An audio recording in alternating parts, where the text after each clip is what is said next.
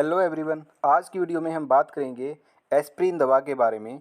जो ये दवा है ये नेसेट्स ग्रुप से बिलोंग करती है और नेसेट्स ग्रुप से बिलोंग करती है तो इसके पास तीन प्रॉपर्टी होती हैं। पहली प्रॉपर्टी है एनाल्जेसिक यानी कि दर्द निवारक, दर्द को ठीक करेगी ये, ठीक है। दूसरी है एंटीपायरेटिक प्रॉपर्टी यानी कि बुखार को कम करेगी। तीसरी एंटी इन्फ्लामेटरी यानी बॉडी के अंदर कहीं भी सूजन है, इन्फ्लामेशन है तो उसको ठीक करने का ये काम करेगी।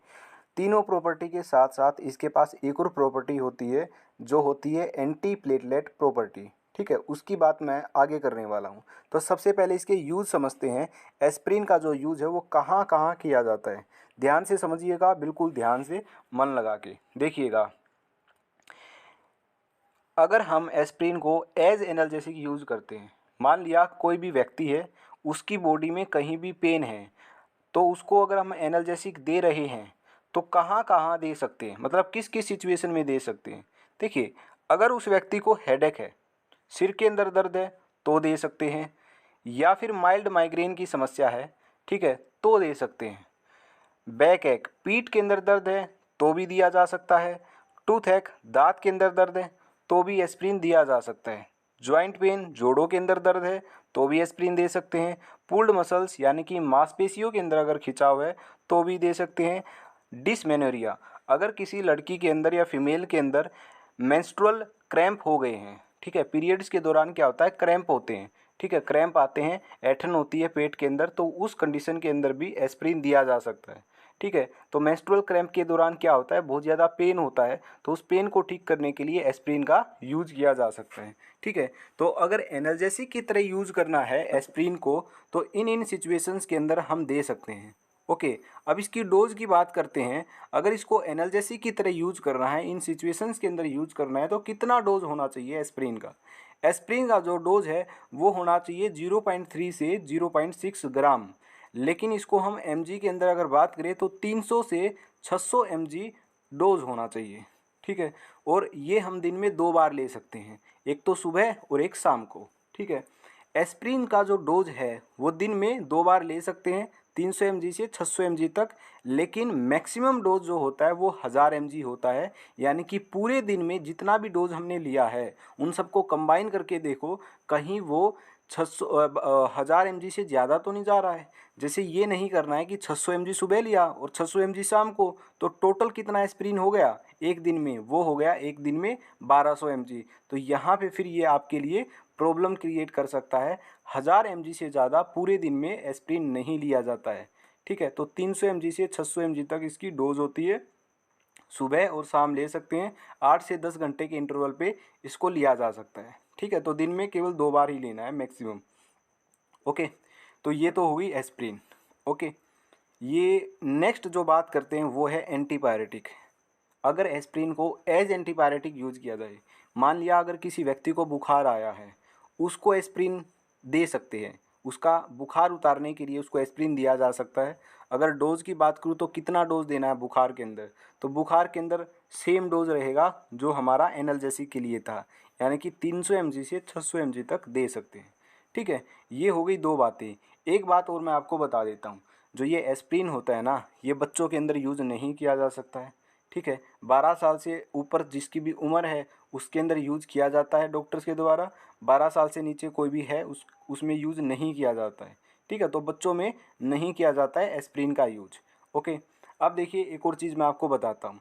मैंने बताया कि जो एस्प्रिन का यूज है वो एक दर्द निवारक के रूप में किया जा सकता है और बुखार को उतारने के लिए यूज किया जा सकता है। अब बात यह आती है कि एस्प्रिन ही क्यों, पैरासीटामोल से भी तो काम चल सकता है। ये बात बिल्कुल सही है।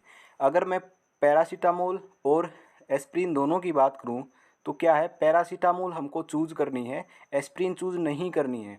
पैरासीटामोल जो है वो सेफ़ दवा होती है एज कंपेरिजन टू एस्प्रिन, ठीक है। अगर आपके पास दोनों ही दवा हैं तो अगर आपकी बॉडी में कहीं भी पेन है या फिर बुखार आया है तो आपको पैरासीटामोल चूज़ करना है, पैरासीटामोल ही लेना है, ठीक है। एस्प्रिन को वहाँ पे आपको अवॉइड करना है, क्योंकि जो पैरासीटामोल है वो सेफ़ दवा होती है, ठीक है। एस्प्रिन इतना सेफ नहीं होती है, तो अगर दोनों के कंपैरिजन की बात मैं कर रहा हूँ। ओके, लेकिन बात अब ये आती है कि अगर एस्प्रिन हमको एनाल्जेसिक और एंटीपायरेटिक में नहीं लेनी है, देखिए वैसे ले सकते हो, कोई दिक्कत नहीं है। अगर आपके पास चॉइस है कि पैरासीटामोल भी ले सकते हो और पैरासीटामोल क्या सेफ़ है, तो आप सेफ़ ही ड्रग लोगे, वही ड्रग लोगे ना जो सेफ़ हो और अच्छा काम करे आपकी बॉडी में, कोई साइड इफ़ेक्ट ना दे ज़्यादा, वही ड्रग लोगे ना। तो यही तो मकसद है हमारा दवाइयों के बारे में जानकारी लेना, कि हमको पता होना चाहिए कि कौन सी ड्रग सेफ़ है या नहीं है, तो वहाँ पे आप पैरासीटामोल का यूज़ करोगे, ठीक है।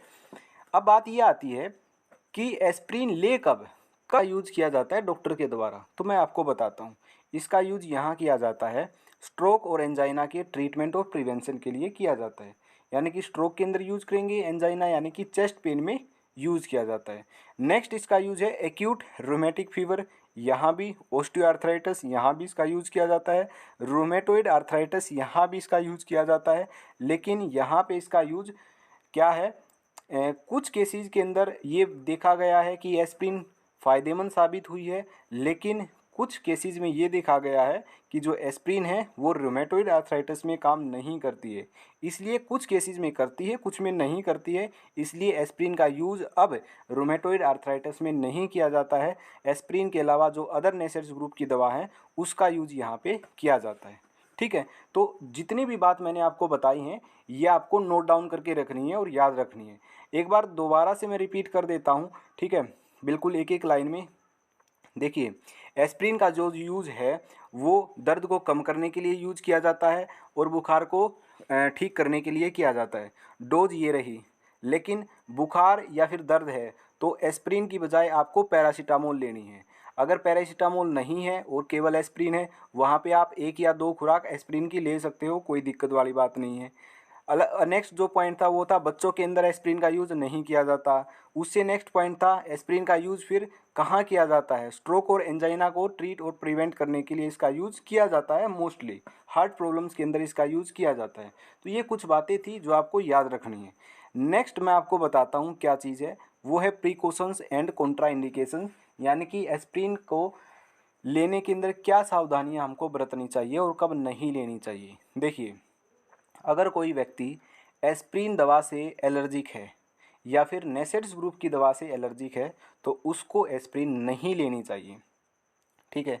अगर किसी पेशेंट को पेप्टिक अल्सर है, पेट के अंदर छाले हैं, तो वहाँ भी एस्प्रिन नहीं दी जाती है। बच्चों के अंदर भी नहीं दी जाती है। चिकन पॉक्स या इन्फ्लुएंजा, अगर ऐसा कुछ है दोनों में से, तो वहाँ भी उसको नहीं दी जाती है। अगर किसी व्यक्ति को लीवर डिजीज़ है, ठीक है, या फिर किसी को किडनी से रिलेटेड कोई बीमारी है, तो वहाँ भी उस पेशेंट को एस्प्रिन नहीं दी जाती है। नेक्स्ट है डायबिटीज़ वाले पेशेंट को भी नहीं दी जाती है। प्रेगनेंसी के अंदर भी इसका यूज़ नहीं किया जाता है। ब्रेस्ट फीडिंग मदर्स के अंदर भी इसका यूज़ नहीं किया जाता है। और जो गाउट की बीमारी होती है वहाँ भी एस्प्रिन का यूज़ नहीं किया जाता है। अब देखिए, मैंने आपको बोला कि प्रेगनेंसी के अंदर जो एस्प्रिन दवा है उसका यूज़ नहीं किया जाता है, ये बात सही है, लेकिन ये बात भी सही है कि प्रेगनेंसी में डॉक्टर इसका यूज़ करते हैं। तो क्यों यूज़ करते हैं? देखिए, कुछ ऐसी सिचुएशन होती है जहाँ पे एस्प्रिन का यूज़ करना पड़ता है प्रेगनेंसी के दौरान, ठीक है। वो प्रेग्नेंट जो लेडी होती है उसकी कंडीशन को देखकर, ठीक है, ही यूज किया जाता है। तो अगर नेसेसरी होता है तो एस्प्रिन का यूज़ किया जा सकता है प्रेगनेंसी में, ऐसा नहीं है। लेकिन आपको याद रखना है कि प्रेगनेंसी में इसका यूज़ नहीं किया जाता है। अगर कोई प्रेग्नेंट लेडी है, अगर उसको कि डॉक्टर ने एस्प्रिन दी है, तो वहाँ पे कुछ ऐसी प्रॉब्लम होगी जो क्रिटिकल होगी प्रेग्नेंट लेडी के अंदर, इसलिए डॉक्टर ने वो एस्प्रिन दी है, ठीक है। तो दोनों ही बात आपको याद रखनी है। प्रेगनेंसी के अंदर दी नहीं जाती है वैसे तो, बट कोई क्रिटिकल सिचुएशन होती है प्रेग्नेंट लेडी के अंदर तो डॉक्टर के द्वारा दी जा सकती है, ठीक है। तो ये पॉइंट आपका क्लियर होना चाहिए, ओके। तो ये कुछ प्रिकॉशंस और कॉन्ट्राइंडिकेशन थी। एक और बात मैं आपको बता देता हूँ। देखिए, जो एस्प्रिन दवा होती है उसके पास एंटी प्लेटलेट प्रॉपर्टी होती है। एंटी प्लेटलेट प्रॉपर्टी में क्या होता है, जो हमारा ब्लड होता है उसके अंदर प्लेटलेट्स होती हैं जो क्लोटिंग का काम करती है। अब जो ये एस्प्रिन है ये क्लोटिंग करने नहीं देती है, आपस में क्या है, थक्का नहीं बनता है प्लेटलेट का, ओके।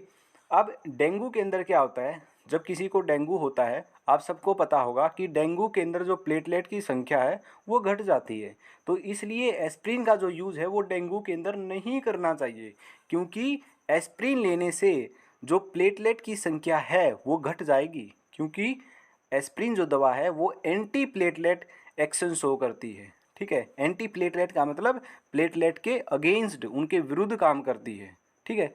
एस्प्रिन देखिए, अगर कोई नॉर्मल व्यक्ति है, अगर उसने एस्प्रिन ली है तो क्या होगा, उसके ब्लड के अंदर जो प्लेटलेट की संख्या वो घट जाएगी। ठीक है, अगर कोई नॉर्मल इंसान है, अगर किसी को कुछ नहीं हुआ है, अगर थोड़ी सी प्लेटलेट की संख्या घट गई तो कोई दिक्कत नहीं है। अब दूसरी तरफ एक डेंगू का पेशेंट है, जिसको डेंगू हुआ है, उसकी ऑलरेडी जो प्लेटलेट है वो घट चुकी हैं। अगर कोई अगर आप उसको, डेंगू वाले पेशेंट को एस्प्रिन देते हो तो क्या उसको और ज़्यादा दिक्कत होगी। उसकी प्लेटलेट पहले से ही डाउन है, अगर आप एस्प्रिन दे दोगे ऊपर से तो और डाउन चली जाएंगी, तो बहुत ही ज़्यादा सिचुएशन ख़राब हो जाएगी डेंगू वाले पेशेंट की। इसलिए डेंगू के अंदर प्लेटलेट जो ये एस्प्रिन है ये नहीं दी जाती है, क्योंकि जो एस्प्रिन है वो एक एंटी प्लेटलेट ड्रग होती है। ओके, तो ये बात भी क्लियर हो गई। नेक्स्ट बात करते हैं साइड इफ़ेक्ट की, कि क्या क्या इसके साइड इफ़ेक्ट होते हैं एस्प्रिन दवा के। तो साइड इफ़ेक्ट होते हैं एपिगैस्ट्रिक डिस्ट्रेस। ठीक है, यानी कि जो अपर एब्डोमेन रीजन होता है वहाँ पे अनकंफर्टेबल रखता है, नोजिया वो उल्टी आ सकती हैं, वोमिटिंग जी मिचला सकता है, डिजीनेस चक्कर आ सकते हैं, रेसिज हो सकते हैं, जीआई ब्लीडिंग यानी कि गैस्ट्रो इंटेस्टाइनल ब्लीडिंग हो सकती है।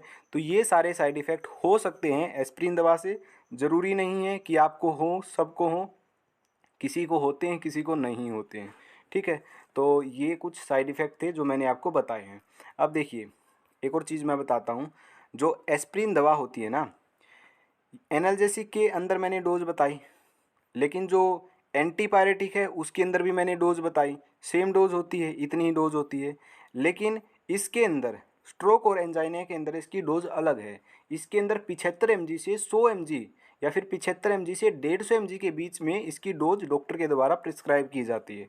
ठीक है, इसलिए यहाँ पे आपको दिख रहा होगा इकोस्पिरिन 75 के नाम से आती है, जो कि 75 mg है। ठीक है, तो अगर 75 mg है तो 75 mg से 150 mg ये जो डोज है ये होती है एंजाइना और स्ट्रोक के अंदर। या फिर अगर एनाल्जेसिक और एंटीपायरेटिक की बात करूँ तो उसकी डोज ये होती है। ठीक है, तो ये जो डोज है ये भी हर सिचुएशन के अंदर अलग अलग होती है, तो इस बात का भी आपको ध्यान रखना है।